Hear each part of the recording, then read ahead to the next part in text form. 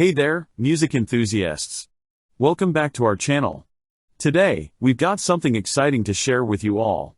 Are you a live music lover? Ever wondered how to find concerts and live shows near you?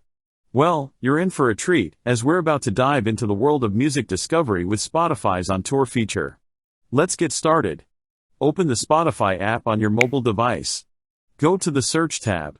Select the Live Event option. Click the bell icon and select where you will receive the notification.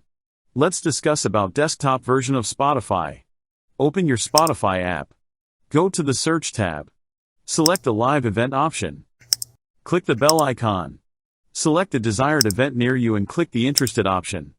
And there you have it, music lovers, a quick and easy way to use Spotify's On Tour or Live Event feature to discover concerts and live shows happening right in your area. So, what are you waiting for? Start exploring, grooving, and enjoying unforgettable live performances. If you found this guide helpful, don't forget to give us a thumbs up, subscribe to our channel for more music tips, and hit that bell icon to stay updated with our latest content. Until next time, keep the music alive.